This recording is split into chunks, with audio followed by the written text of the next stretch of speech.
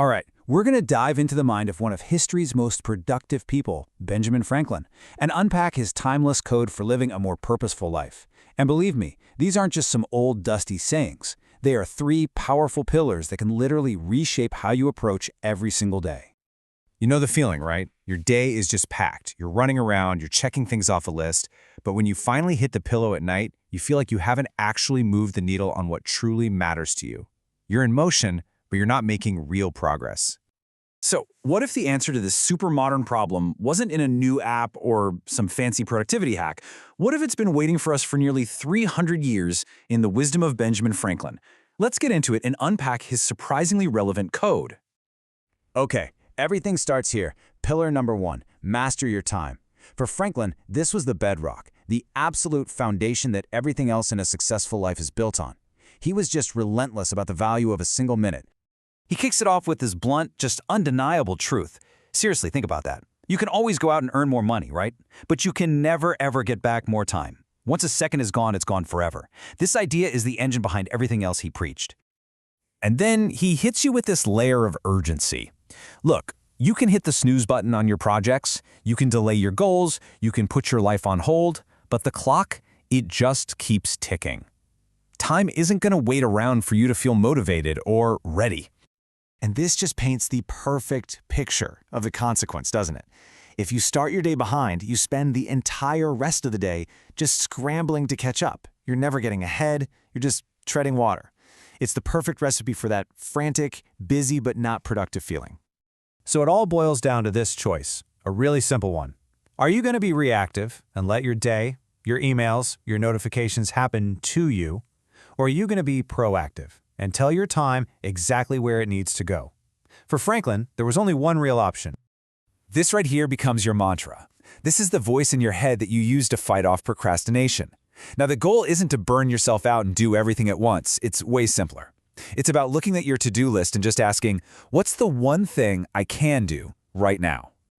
Okay, now for pillar 2, which builds directly on the first. Because let's be honest, mastering your schedule is pretty pointless if you don't fill that time with meaningful action.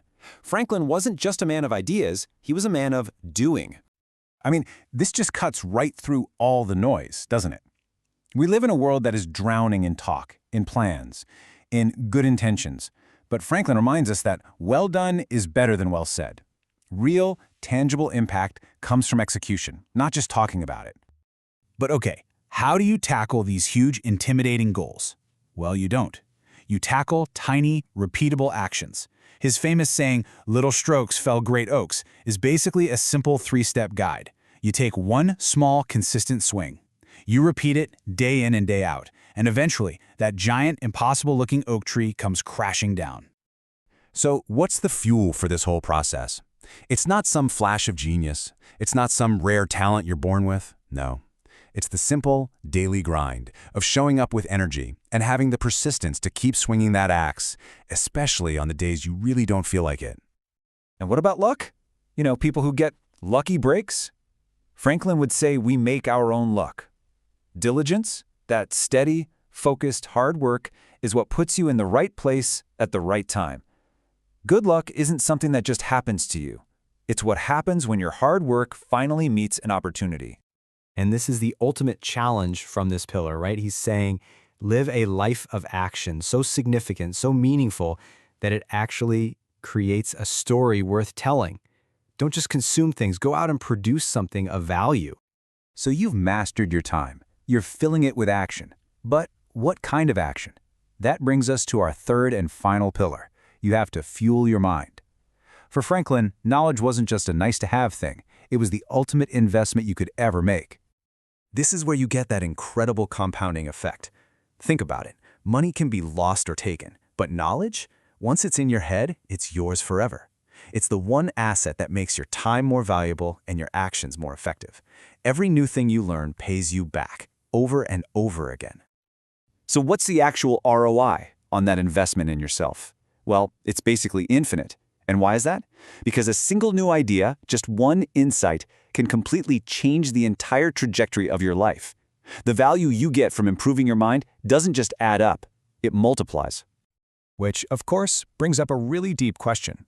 In a world full of so-called experts and endless information, what did Franklin think it actually meant to be wise? And the answer is just so beautifully simple and humble. True wisdom isn't about already knowing everything. It's about having the curiosity and the humility to learn from everyone and everything. Every single person you meet is your superior in some way. Your job is to find out what that is and learn from them.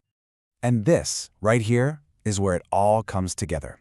When you master your time and you fill that time with deliberate action and you fuel those actions with knowledge, well, you're no longer just improving yourself.